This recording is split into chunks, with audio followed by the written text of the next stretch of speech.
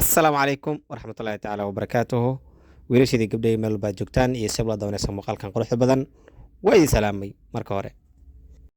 marka xigta sida kaaga muuqata muuqaalkan quruxda badan waqti badan ayaan geliyay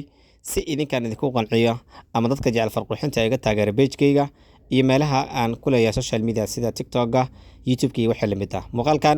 sida waqtiga iga galaad u jeedaan idinku waxaan ka codsanayaa si sharaf leh xushmad iyo karaama ay ku dheehantaan muuqaalkan like saartaan sidoo kale ala wadaagtaan saaxiibadiina si ay kaga faa'iideystaan dadka jecel farqurxinta طبعا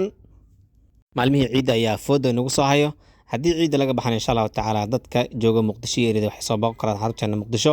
gaar ahaan isgoyska baar wax degmada halwadaag waa inoo dardar casharadii hore baan socodsiin doonaa insha allah khamiis soo socota soo aadanba hadduu rabbi qadar haddii aad tahay arday hore u qornaa soo xaadir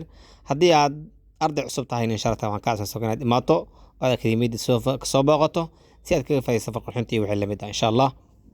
sidoo kale haddii aad wadanka dibadiisa aad joogto kale ama gobolada waxaad ku qaadan kartaa si online insha allahu tacaala iyagoo ah casharo duuban oo sharxan oo shuruuc wataan kuwaasoo horey u afilcan kumanaan arday soomaaliyeed ee jooga daafaha dunida